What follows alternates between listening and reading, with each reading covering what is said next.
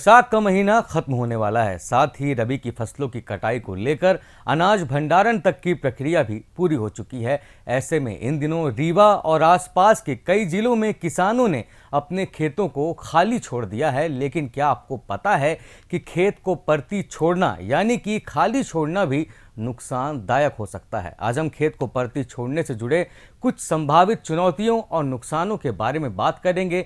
परती खेत का सबसे सीधा नुकसान तो यही है कि इस दौरान कोई फसल नहीं उगाई जाती, किसानों की कोई आय नहीं हो पाती है। छोटे किसानों के लिए जिनके पास सीमित भूमि है, ये आर्थिक रूप से एक बहुत बड़ा बोझ बन जाता है।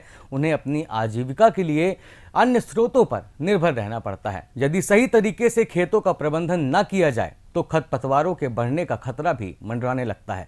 ऐसे में खाली खेत में खरपतवार तेजी से फैल सकते हैं और जब अगली फसल बोई जाती है तो उन्हें बढ़ने से रोकना और भी मुश्किल हो जाता है। इसी तरह परती खेत के कई नुकसान हैं जिन्हें नज़रअंदाज नहीं किया जा सकता है।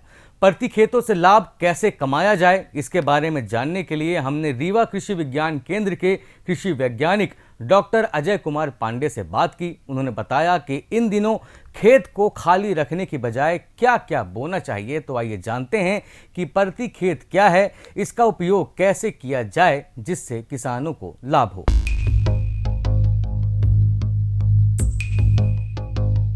परती का शुद्ध शब्द है पड़ती। पड़ती पड़ती माने पड़े रहना।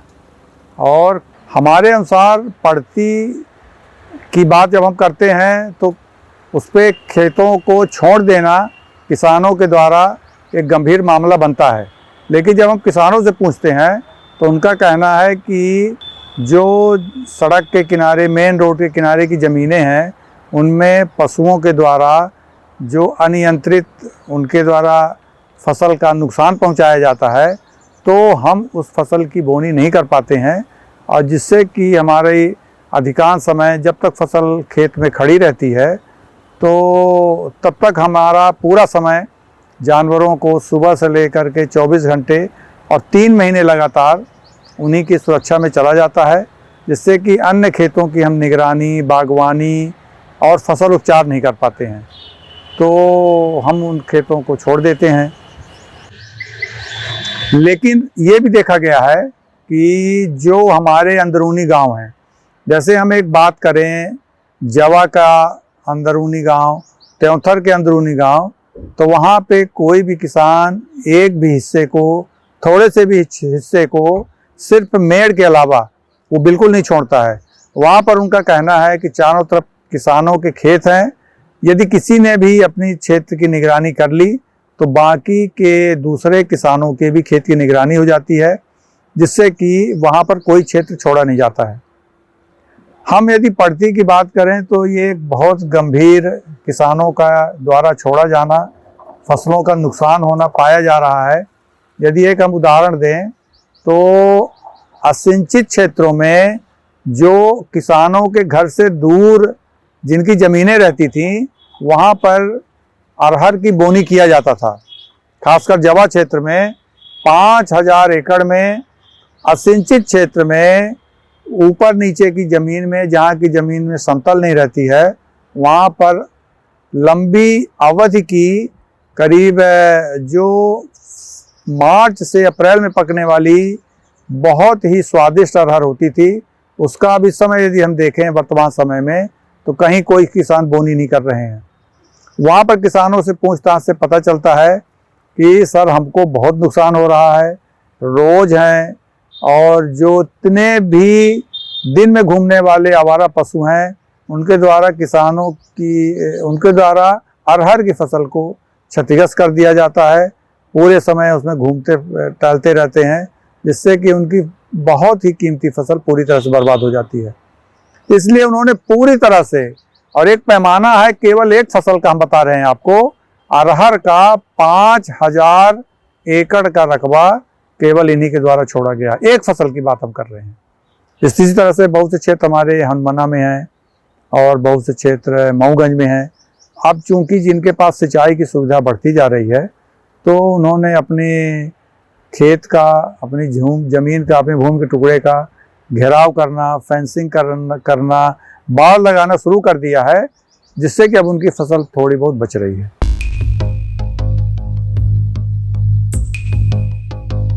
पड़ती के लिए इसमें एक वैज्ञानिक की रिसर्च भी हुई है। देखा भी गया है कि ऐसे फसलों की बोनी की जाए जो कि आवारा पशुओं द्वारा उसका नुकसान न किया जाए। उस तरह से कुछ तेल की फसलें हैं, कुसुम और करंडी एक ऐसे तेल वाली फसलें हैं जिसमें कि 40 से 45% तक तेल निकलता है कुसुम और करंडी का, और ये बहुत कीमती तेल है, 600 रुपये लीटर बिकता है ये। इसकी फसलों को जब बोया जाता है तो बोने से लेकर पकने तक इसमें किसी पशु द्वारा इसको क्षति नहीं पहुंचाई जाती है। और यदि पशु इसमें प्रवेश भी करता है तो इसमें इतने कांटे रहते हैं कि जो चारों तरफ की फसल है, खेत के चारों तरफ की, थोड़ा बहुत नुकसान होता है, बाकी इसमें पशु प्रवेश नहीं करते हैं और इनकी फसल पूरी तरह से उपजाऊ बनी रहती है और पूरी पैदावार दे के जाती है। कटाई के समय जो हमारे किसान हैं वो हैंड ग्लोव्स, हाथ में दस्ताना पहन के इसकी बहुत ही आसानी से कटाई कर लेते हैं।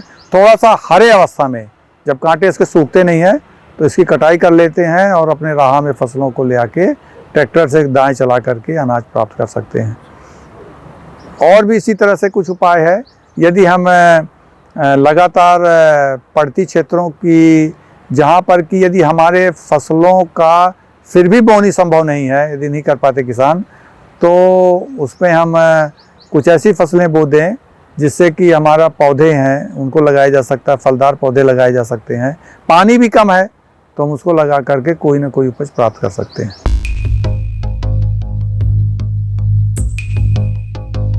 इसमें अभी भी जिनके पास पानी की सुविधा है और फेंसिंग की सुविधा है, वो 60 दिन की मूंग ले सकते हैं या कि 70 दिन की उड़द ले सकते हैं, और इनका ठीक 60वें दिन से कटाई हो जाती है।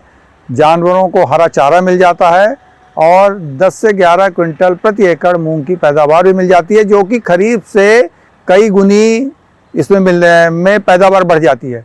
क्योंकि उधर जब खरीफ में रोग है, व्याधि है, घास की समस्याएं रहती हैं, जबकि हमें इस समय के खेत में मूंग की फसल में ना तो किसी तरह का रोग आता, ना व्याधि आता, ना तो पीलापन रोग आता है, और दाने के साथ साथ उनको हरा रसीला चारा भी मिल जाता है, तो वो उसका उपयोग कर सकते हैं।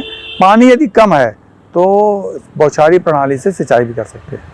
आज हमने कृषि साथी के माध्यम से आपको ये जानकारी दी कि इन दिनों खेतों को खाली रखने की बजाय ऑफ सीजन में कमाई कैसे की जा सकती है। आगे भी हम आपको खेतों से जुड़ी ऐसी ही महत्वपूर्ण जानकारियां देते रहेंगे। यदि आपके पास भी कृषि से जुड़ा कोई सवाल है तो हमें ज़रूर बताएं, हम उसका जवाब आपको देने की कोशिश करेंगे। तब तक के लिए जुड़े रहिए शब्द साची विंध्य से। धन्यवाद।